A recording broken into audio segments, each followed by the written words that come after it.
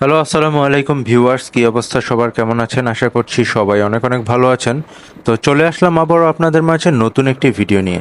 আজকের ভিডিওর বিষয়বস্তু হচ্ছে brood coral male female check করার প্রসেস কি এবং এর পরবর্তী ধাপ কি কি।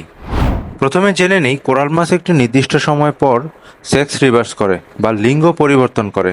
অর্থাৎ কোরাল মাছ যখন 3, 4 বা 5 কেজি প্লাস হয় তখন পুরুষ কোরালটি অটোমেটিক ফিমেল কোরালে পরিবর্তিত হয়ে যায়।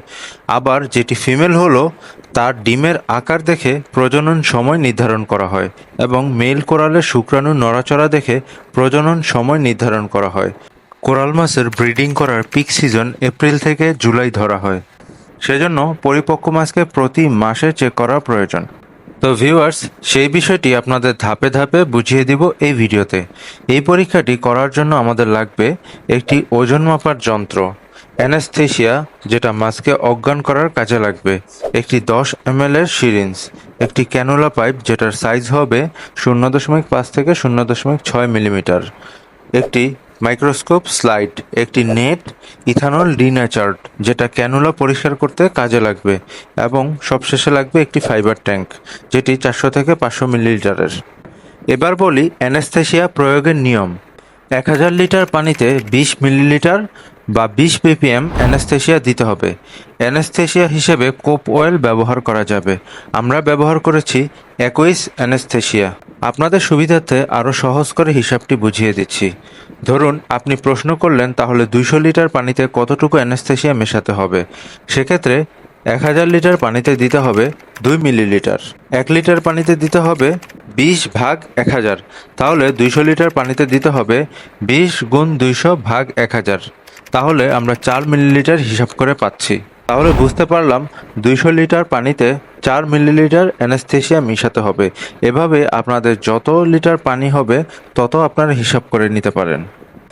এবার আসি মূল প্রসেসে। প্রথমে ইথানল ডিন্যাচার দিয়ে ক্যানুলা পাইপটি পরিষ্কার করে নিতে হবে। অনেকে বলবেন এটি ফরমালিন দিয়েও করা যাবে। ফরমালিন দিয়ে করা যাবে না, কারণ হচ্ছে ফরমালিন ভিতরের চামড়া জ্বালাপোড়া করবে। তারপর ক্যানুলাটির এক প্রান্ত নিজের মুখে নিয়ে আরেক প্রান্তটি অচেতন মাছের পায়ু দিয়ে আস্তে আস্তে ঢুকিয়ে দিতে হবে পরিমাণ মতো। তারপর যে প্রান্তটি মুখে আছে সেখান দিয়ে মুখের ভিতরে টান দিতে হবে সাবধানতার সাথে। পাইপের অর্ধেকে মাছের ভিতরের পদার্থ আসলে সেটি একটি মাইক্রোস্কোপ স্লাইডে নিয়ে মাইক্রোস্কোপে পরীক্ষার জন্য নিয়ে যেতে হবে। এটি করতে অবশ্যই অভিজ্ঞতা সম্পন্ন লোকের প্রয়োজন। তারপর আমরা মাছের ওজন নিয়ে মাছটিকে পানিতে ছেড়ে দেব। এরপর আমরা মাইক্রোস্কোপে দেখব স্যাম্পলটির কী রকমের সাইজ দেখা যাচ্ছে। যদি দেখা যায় এরকম নড়াচড়া করছে তবে বোঝা যাবে মাছটি এখনও মেল অর্থাৎ পুরুষ। আবার এই নড়াচড়ার ধরন দেখে বুঝতে হবে এটি প্রজননের জন্য কতটুকু প্রস্তুত। আমাদের মেলটির স্পার্ম নড়াচড়া দেখে বোঝা যাচ্ছে এটি প্রায় 60% প্রস্তুত হয়েছে। এখন এটিকে ভালো খাবার বা ভালো পরিবেশ দিলে 1 থেকে 1.5 মাসেই প্রজনন করতে পারবে এটি। এবার আসা যাক ফিমেল চেক করার পদ্ধতিতে।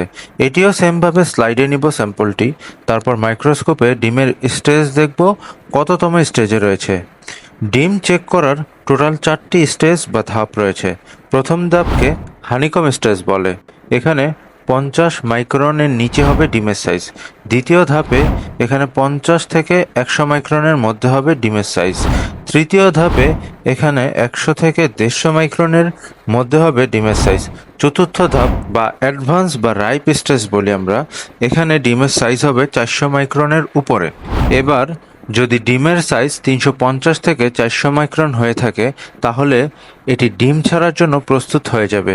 তখন LHR হরমোন ইনজেক্ট করতে হবে। LHR মানে হচ্ছে লুটেইনিজিং রিলিজিং হরমোন। এই হরমোনটি মেল এবং ফিমেল মাছেই ইনজেক্ট করতে হবে। খেয়াল রাখতে হবে মেল মাছটি যদি 3 কেজি হয় তবে ফিমেল মাছটি 3 কেজির উপরে হতে হবে। এরপর মেল এবং ফিমেল মাছটিকে একসাথে একই ট্যাঙ্কে রাখতে হবে।